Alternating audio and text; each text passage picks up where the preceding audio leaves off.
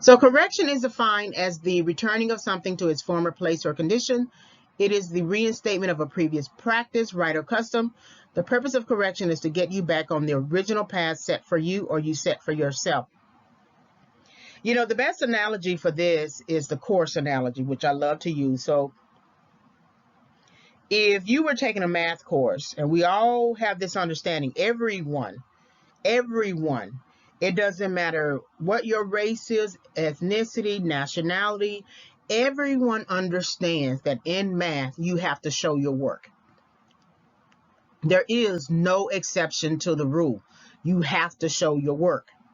I remember a teacher, I teach college English, and there was this math teacher, math faculty member. She was grading the math papers of her students. And I was just in awe of how she looked at their problem resolution line by line. Now, I look at my students' papers line by line as well. But I thought it was just so fascinating what she was doing, that she was looking at it line by line, and every line she marked an X or she marked a check mark.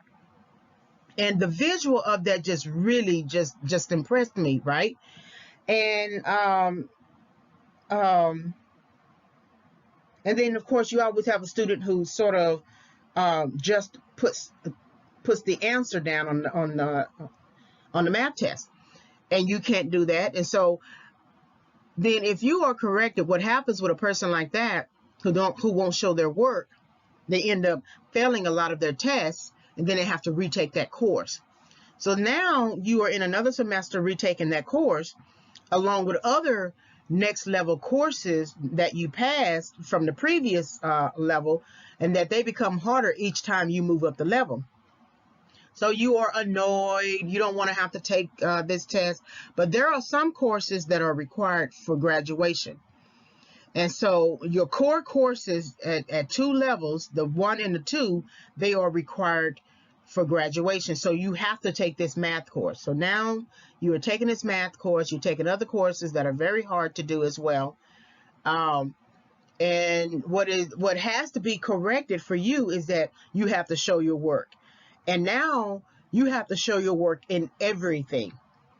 So the original path required you to show your work. You decided that you didn't want to obey that instruction, and that's inherent instruction, and it's direct instruction. The test tells you, the teacher writes or types on the paper, show your work. That's an instruction. You decide to disobey that and turn in the assignment as if it's complete. It's incomplete.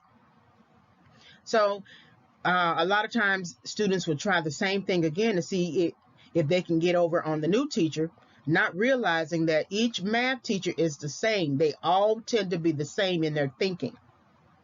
You got to show your work. So now you are forced to show your work, do the other work required in other classes.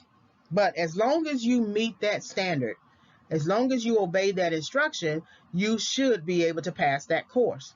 And when you do, you pass the course. So the purpose of correction is to get you back on the original path set for you or you set for yourself.